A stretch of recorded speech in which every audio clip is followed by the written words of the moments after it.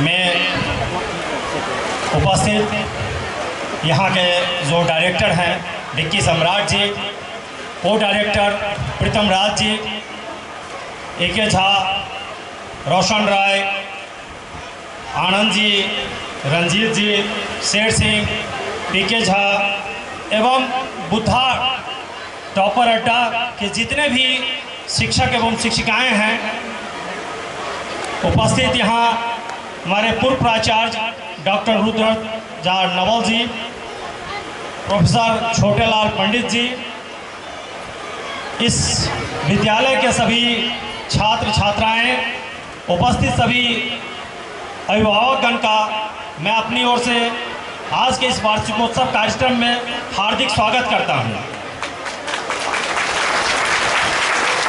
ये किसी भी संस्थान के लिए जो उसका एनुअल फंक्शन होता है वो एक स्पेशल डे होता है, और जैसा कि यहाँ बोर्ड पे भी मैं देख पा रहा हूँ कि 2 साल पहले इस संस्थान का इन लोगों ने मिलकर शुभारंभ किया, और 2 साल के अंदर ये जिस ऊंचाई पे पहुंचा है, इसको देखकर मैं कह सकता हूं इस टीम में जुड़े हुए सभी लोगों ने अपना 100% मेहनत करके इस सफलता को प्राप्त किया है। मैं इन लोगों की सफलता के लिए कामना करता हूं कि इसी तरह ये लोग अपने संस्थान के प्रति प्रयत्नशील होकर के प्रयास करते रहें, ताकि यह संस्थान एक दिन इससे भी ऊंचे ऊंचाई को छू सके। मुरलीगंज जैसे छोटे जगह पे एक नगर पंचायत का क्षेत्र है, और यहाँ पे जो शैक्षणिक गतिविधियाँ हैं वो भी अन्य ज़िलों की तुलना में, जैसा कि मैं अन्य ज़िलों में भी रह चुका हूँ, तो उसमें स्थिति अन्य ज़िलों की तुलना में थोड़ी स्थिति अच्छी नहीं है। ऐसे में एक संस्थान प्रारंभ करके वहाँ बच्चों को शिक्षित करना, उनको एक ऐसा रास्ता दिखाना जिस रास्ते पे चलकर वो जीवन में एक सफल और सही इंसान बन सके। एजुकेशन का मतलब अब हम लोग सिर्फ और सिर्फ ये लगा लिए हैं कि बच्चा मेरा कंपटीशन क्वालिफाई कर ले, बच्चा मेरा कंपटीशन क्वालिफाई कर ले, वही आज का एजुकेशन हो गया है। तो मैं इस संस्थान से जुड़े हुए सभी शिक्षकों से, शिक्षिकाओं से ये अनुरोध करूंगा कि इसके साथ साथ आप बच्चे को एक सफल इंसान बनाना भी सिखाएं।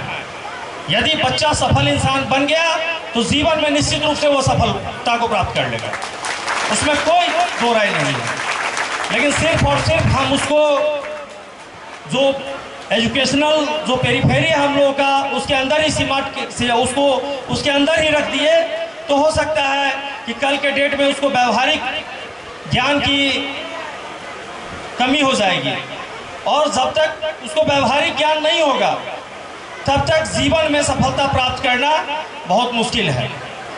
एक ज़माना था, हम लोग जिस ज़माने में पढ़ते थे तो हम लोगों को फील्ड से घर खींच के लाया जाता था। शाम को देर हो गई है, चलो घर चलो, चलो घर चलो, माँ बुलाने आ जाती थी या घर के बड़े भाई या गार्जियन बुलाने आ जाते थे। शाम हो गया, चलो खेल बंद करो, चलो। आज स्थिति ये हो गया है कि बच्चे को घर से बाहर ठेल के देना पड़ता है, जाओ खेल के आओ 2 घंटा, जाओ 1 घंटा खेल के आओ। बच्चे गैजेट में लगे हुए हैं, सभी बच्चे मोबाइल और अन्य प्रकार के गैजेट में लगे हुए हैं। स्कूल से गए, मोबाइल लेकर के हाथ में बैठ गए। तो आप सभी अभिभावकों से भी मैं अनुरोध करूंगा, सभी जो टीचर्स हैं, जो यहाँ के मैनेजिंग कमेटी के लोग हैं, उन सब से भी मैं अनुरोध करूंगा कि बच्चों को गैजेट से दूर रखिए, गैजेट के लत से दूर रखिए। बच्चे गैजेट से जितना दूर रहेंगे उनका डेवलपमेंट उतना ज़्यादा होगा। ये जो गैजेट्स है, ये आज के समय में ये डिमांड है, ज़रूरत भी है गैजेट्स की, लेकिन उस गैजेट्स को हम लोग अपने जीवन का पार्ट बना लिए हैं। जो हम लोगों को जहां आवश्यकता है गैजेट्स की, हम उतना ही गैजेट्स यूज करें। हमेशा गैजेट्स में लगे रहे हैं बच्चे, खेल भी खेलना है तो मोबाइल पे खेलना है, कुछ भी करना है मोबाइल पे करना है। तो जो यहाँ के टीम है के जो मेंबर्स हैं और जो यहाँ अभिभावकगण आए हुए हैं उनसे मेरा ये अनुरोध होगा कि बच्चों को गैजेट से कैसे दूर रखा जाए, इस संबंध में प्रतिदिन नहीं तो सप्ताह में 1 दिन, महीने में 2 दिन, 15 दिन पे 1 दिन निश्चित रूप से बच्चे को बताया जाए कि गैजेट्स यूज करने से हमको क्या लाभ हो रहा है, क्या हानि हो रही है। इस टॉपिक्स पे बच्चों के बीच में डिबेट करवाया जाए। बच्चों से इस टॉपिक पे आप उससे पूछिए कि आप गैजेट्स यूज करके क्या क्या सीखे। आप 1 सप्ताह जो गैजेट यूज़ किए, मोबाइल यूज़ किए, आप क्या सीखे मुझे बताइए। देखिए बच्चे क्या लिख करके देते हैं, फिर हम लोग उस पर उन्हीं के बीच में जा कर के हम लोग डिस्कशन करेंगे और पूछेंगे कि आपने जो सीखा वो ये है और आप यदि ये नहीं करते तो ये है। इसी प्रकार यदि उनका जो फिजिकल जो एक्टिविटी है, फिजिकल एक्टिविटी में निश्चित रूप से थोड़ा समय होना चाहिए बच्चों के लिए। हम लोग के ज़माने में तो 1-2 पीरियड हर दिन का हुआ करता था। पता नहीं आजकल सिस्टम्स में कुछ बदलाव आ गया है तो सब लोग बस कम्पिटिटिव होते जा रहे हैं। लेकिन वो जो फिजिकल एक्टिविटी है वो बच्चे को मानसिक रूप से, वो फिजिकली नहीं मेंटली भी स्ट्रॉन्ग बनाता है। तो फिजिकल एक्टिविटी को भी हमेशा बढ़ावा दिया जाना चाहिए। इंग्लिश मीडियम में हम लोग पढ़ रहे हैं और इंग्लिश सीखने की तरफ हम लोग सब भाग रहे हैं, लेकिन इंग्लिश के साथ साथ उसका हिंदी क्या होगा ये भी पता होना चाहिए।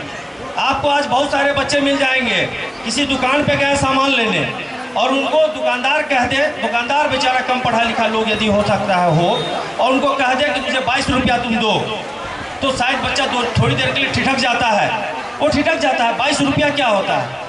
यदि उसको कहा कि 22 रुपीज़, तब वो दे देगा। 22 रुपीज़ पता है उसको, लेकिन 22 रुपया नहीं पता है उसको। ये अंतर है। तो 22 रुपीज़ यदि वो जानता है, उसको 22 रुपया भी जानना चाहिए कि हम 22 रुपीज़ दे रहे हैं, मतलब हम 22 रुपया दे रहे हैं। 22 का मतलब 22 रुपया ही होता है।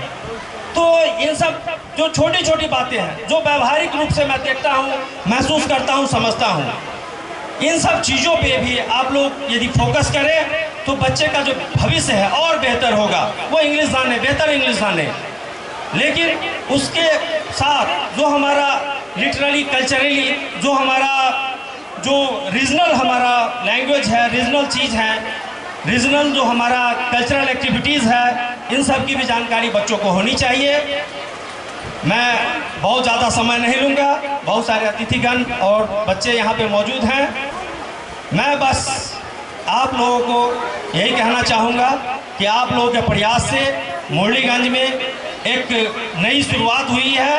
आपका यह शुरुआत आगे तक जाए, एक दिन यह इतनी बुलंदी पे जाए जहाँ से देखने पर नीचे लगे कि एक लंबी यात्रा करके हम इस बुलंदी तक पहुँचे हैं। आपके इस संस्थान के सफलता की मैं कामना करता हूँ। आप सभी को मैं अपने तरफ से ढेर सारी शुभकामनाएं देता हूँ और मुझे यहाँ आमंत्रित करने के लिए आप सभी को धन्यवाद देता हूँ। बहुत बहुत धन्यवाद। चाहेंगे 1 मिनट से जरूर रुकेंगे। हम चाहेंगे हमारे अतिथि को ससम्मान हमारी टीम लाएंगे।